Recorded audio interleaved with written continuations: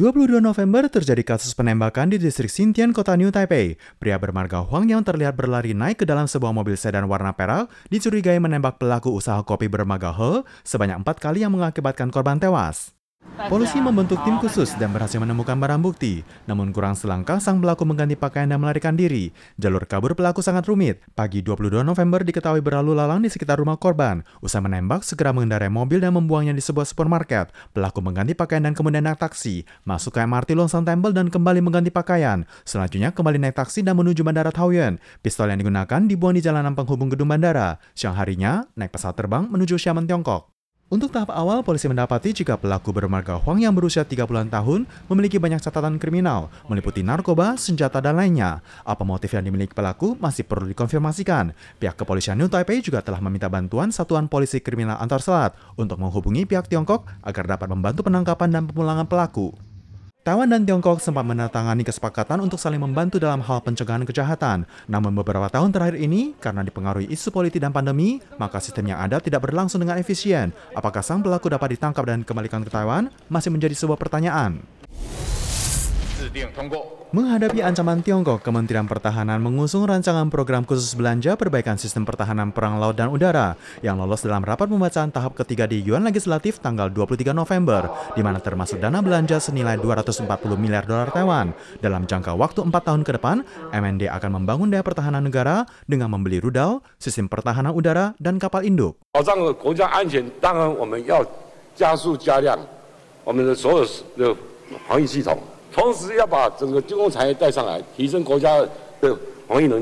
Selain itu, pihak MND mengkonfirmasikan kapal induk Amerika tanggal 23 berlayar di Selat Taiwan dari selatan ke utara. Media Reuters melaporkan itu adalah kapal perusak kelas Burke milik Angkatan Laut Amerika yang melintasi Selat Taiwan sesuai undang-undang internasional. Di waktu yang bersamaan, pesawat tempur milik Tiongkok terus mengganggu Taiwan.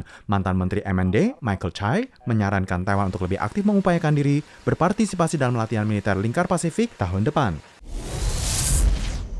Sumber energi terbarukan di Taiwan kembali selangkah lebih maju. PLT Geothermal Qingshui di Yilan berhasil mendapatkan izin pengelolaan dan menggelar upacara peresmian tanggal 23 November.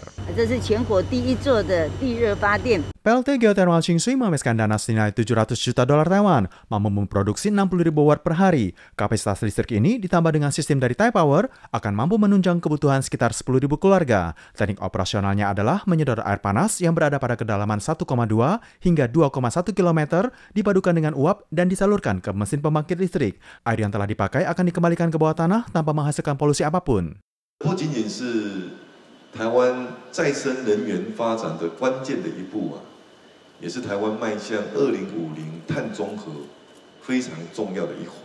COP26 PBB baru saja berlalu, di mana energi terbarukan menjadi salah satu perhatian penting dunia. Wakil Presiden William Lai saat menghadiri upacara peresmian berpendapat bahwa ini adalah kunci utama pembangunan energi terbarukan di Taiwan, berharap dapat mencapai target bebas polusi di kedepannya dan memberikan lebih banyak bantuan bagi Taiwan.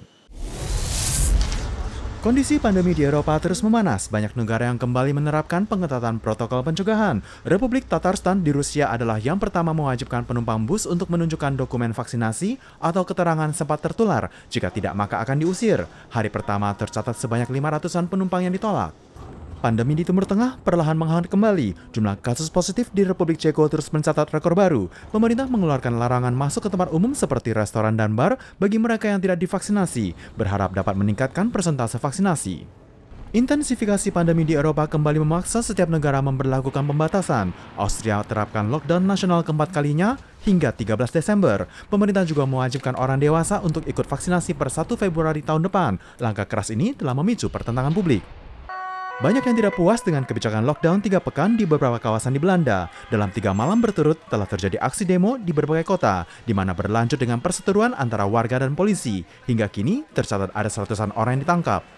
Perdana Menteri Prancis Jean Castex yang baru saja melakukan kunjungan ke Belgia selama beberapa jam setiba di negaranya dikabarkan positif. Perdana Menteri Belgia Alexander De Croo dan 4 menteri yang sempat berinteraksi dengannya kini tengah menjalani karantina mandiri.